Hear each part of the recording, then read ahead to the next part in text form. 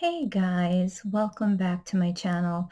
So today I wanted to take a few minutes and just talk about what I'm seeing playing out as we are still working through integrating these timelines going as we're moving from the third dimension to the fourth dimension. And so what I wanted to do was I wanted to give you some insight on how that might look or how that might feel and what you can do to navigate it better for yourself.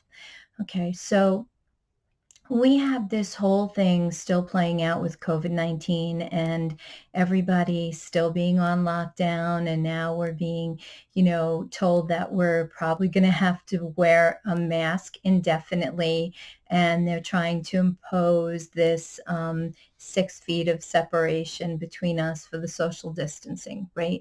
So I see that as a test to see how complicit we all are. And they've been testing us for years, and we just, have not really paid attention to it. I remember when the seatbelt was the law for the seatbelt was put in effect, and I was young. It was in the 80s, I believe, somewhere like around 85, 86, 87.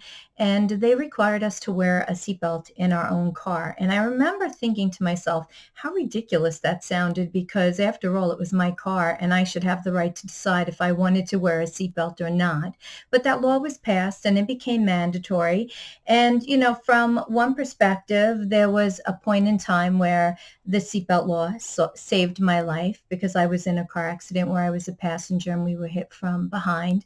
And so, I could see how that was an important law to pass in some ways, but then it has to do with our freedom and our right to choose, right? So in other ways, not so much. And I'm the type of person that probably would have worn the seatbelt anyway, because I always like to be on the safer side. And so I would have just worn it. So anyway, so we have this playing out. And what we're seeing is we're seeing those that are in agreement with taking the safety precautions and doing what the government is telling us to do, and wearing the masks in public, and also doing the social distancing and following strict orders. And anybody that they see outside of those strict orders, they want to call out, right? And that goes back to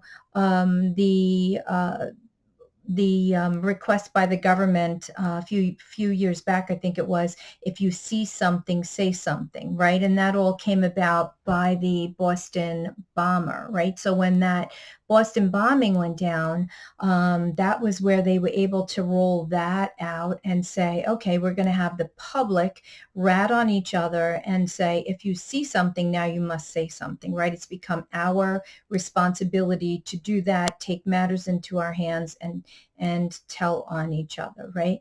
And those that take that very, very seriously, all these rules and all these regulations, and are willing to hand over their rights to an authoritative force, in this case, the police, the government, right, are still playing out that third dimensional paradigm that consists of timelines held from, back in the day of the Great Plague, which was, a very long time ago, right? I think it 1917 or 1817 or something like that. And then the timelines for when we had leprosy, where there was a leper colony, right? And that separation again. So people didn't want that. They sent the lepers to an island. So we had separation again.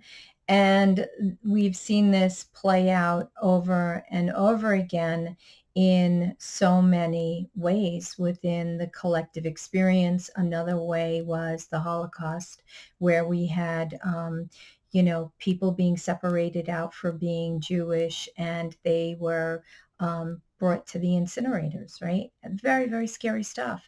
And so we're seeing all of those timelines playing out now as we're experiencing this lockdown. And all of those timelines are held within the third dimensional paradigm, right? Because everything is basically a paradigm. the healthcare industry is a paradigm. Our work relationships, that's on another paradigm, right? So everything is within a paradigm. This sports is another paradigm. So everything is in its own container, so to speak, and has its own timelines attached to it. So what we're seeing is all of these people who are very, very focused on playing this out the right way, who are wanting to comply and wear the masks and do the social distancing, they are playing into the fear factor of duality and polarity, which is held in the frequency of third dimension. Okay, and so that's the third dimensional vibration, that whole fear factor that says that I must comply, otherwise I will not appear as being a team player or doing the right thing, and I certainly don't want to go to jail. I certainly don't want to get locked up, right? And that is playing into fear. All right. And then we have those people that are kind of in the middle, that are starting to research things, that are starting to look beyond that third dimensional reality, and are starting to see things and say, hey, wait a second, maybe there is something different that is taking place here, and I need to be more aware. Okay. And that would represent the fourth dimensional reality, right? Where we have people that are willing to question what they are experiencing. Why am I really wearing the mask? I heard a doctor say that the mask cuts off my oxygen, and it's not healthy for me to wear the mask because it also impacts my immune system, and I'm not coming into contact with other germs, thereby weakening my immune system, right? This is all very valid information. And so when we start to question, we go into a fourth dimensional consciousness, which means that third dimension does not resonate with us anymore. That confinement, that box that we were placing ourselves in, thinking that things could only be one way, is no longer working for us. So we shift up now, and the frequency shifts up, and we raise our vibration, and we step up into fourth dimensional consciousness, and we start to see things from a different perspective, right? And then the next perspective above that would be the fifth dimensional perspective. And in the fifth dimensional perspective, we see the truth in everything. We see what's playing out. We also know that the timeline for everything that's playing out has a happy ending, and that everything is going to work out in the way that it's meant to, because we are heading into the age of Aquarius, which breaks down all of these paradigms that are no longer working because the Earth's vibration is too high to hold on to that third dimensional frequency. And that third dimension is now moving beyond the Earth's field, moving beyond our field, and bringing us into a heightened state of being, right? A heightened state of awareness. But until we shift fully and get into that third dimension, that fifth dimensional state of being, where we're seeing everything and where we're actually sitting in what is taking place, sitting in our emotions, sitting in the knowing that if I wake up today and I'm feeling sad and it feels like depression, then that's okay. And all I need to do is sit in that and be okay with that until it clears, because obviously I'm clearing something. I'm clearing a timeline or some kind of emotion or some collective emotion through the collective consciousness that needs to come up, right? But until we get to that place of fifth dimensional consciousness where we see all things, we don't take anything personally because we've gone through the process of allowing ourselves that integration, feeling all things, seeing all things, and coming into a place of embodiment where the higher self can step more fully into the physical experience and take over, so that we're not feeling threatened by anybody, right? If I post something on one of my feeds, one of my accounts, that is something to help awaken people, I don't worry about who is going to step forward and challenge it, because that's not my job. That's not my responsibility. My responsibility is not to play into that worry. My responsibility is not to play into that fear. Certainly, if somebody steps forward with fear, I will acknowledge it and try to help them work through it.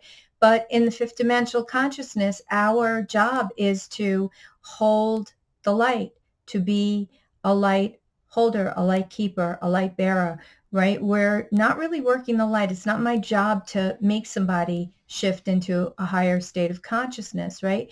Which brings me to a very important thing that I wanted to talk about and mention to you. So there is something called cognitive dissonance. And cognitive dissonance is very, very real. Okay. And what it is when we have somebody that is receiving information that has been generally rooted in the third dimensional paradigm, the third dimensional matrix, and has only been able to see things from one singular perspective, right? That the government is right, that we need a vaccine, that we need to wear the masks, that we need to social distance. And they are seeing it from one perspective. And that's because that perspective that they're seeing it from is the one that has been imparted into them, right? Into their state of knowing. It's become part of their mental process and it's become part of their emotional process. And through it becoming their emotional process and their mental process, it also becomes their physical actionary oriented process. Okay. So this is really important. So when we're presenting or sharing information with each other, it's really important if someone has a hard time receiving that information and they feel threatened by what you're trying to present to them in your awareness and your awakened state, and you're only trying to share information, but they are having a difficult time receiving it, they're probably going through this process of cognitive dissonance, which means that the part of them, the mental and the emotional part of them that is receiving the information that you're imparting is having difficulty. It's like the station has all of a sudden shifted and now all it hears is static and noise and it cannot comprehend what is being offered because what it's always known is being challenged, right? So what the mind has always known is now being challenged. The emotional body that was content with the prior knowing is also now feeling challenged because it has to shift or feel something different in a different way. And then that becomes very overwhelming to that individual because now they feel like this means they have to do something. That's the physical action that is presenting then within that moment. Oh my God, could this be true? That can't be true because I've always known it to be this way. But what if that is true? And then there's this ping pong back and forth with the information that is being shared, and the individual that has been rooted in the third dimensional paradigm that has only known things from one perspective can become very, very emotionally overwhelmed and go into a state of cognitive dissonance, right? Which means they're going to have a hard time believing you. And so it's not our job to push them through. It's our job to love them wherever it is that they are in that moment. And if they can accept what is being offered to them, that's great. If they can't accept what's being offered to them, that's great. We still are going to love them through it. It's not our job to force a change on somebody because you could really do more damage than doing good for them. Okay. So I just wanted to make this quick video and give you this information on how this is all playing out across the timelines, across the third dimension, fourth dimension, and fifth dimension. And we have to remember the third dimension warehouses those individuals that are not ready to see a different view. They're not ready to see a different picture. They're not ready to turn the dial up and shift into a higher frequency, right? And that's okay. They're going to stay there, and that's okay. And then we're going to have those fourth dimensional individuals that are starting to become aware, that are starting to see something from a different perspective and starting to question things and starting to research, right? We should all be researching everything. We should not take anybody's information verbatim. Even this, go look up cognitive dissonance and you'll see what it means, right? Keep doing your research on third dimension. Keep doing your research on fourth dimension. And then we shift into a fifth dimensional state of being where we go into an embodiment phase where we are in divine neutrality and we are not affected. My emotions don't engage. I sit in a very logical place and I look at everything that's presenting. And if for a second I find that an emotion is coming up for me, I will sit in that emotion, not looking to see where the heck it's coming from, because that is so irrelevant and it's not important. Because what if I'm looking to search out that emotion and that emotion is being brought on by the collective consciousness, right? And the collective consciousness experience is having a difficult time with some information that is coming through, okay? And all I'm being is a filter in that moment to let that information, that energy, that emotion just pass through my field.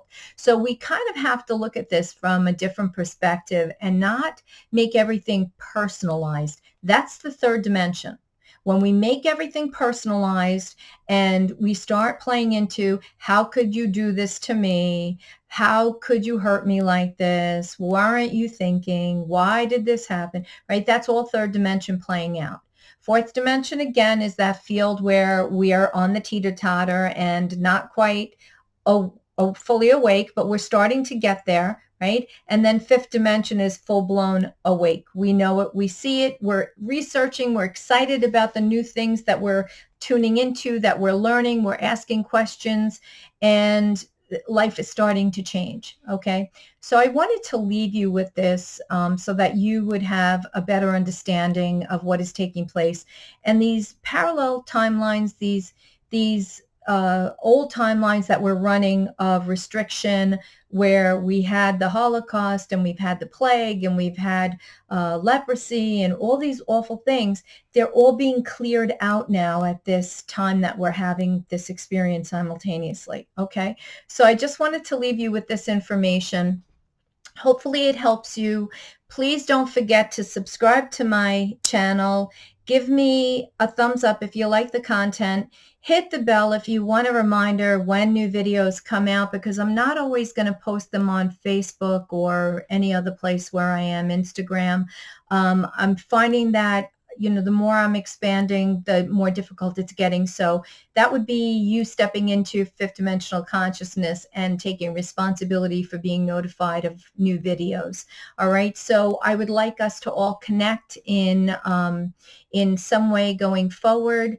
If there's something that you're interested in me bringing to light and talking about, please feel free to let me know. If you are interested in my writings, you can go to my website, which I have linked in the link below. It's mariadc.com.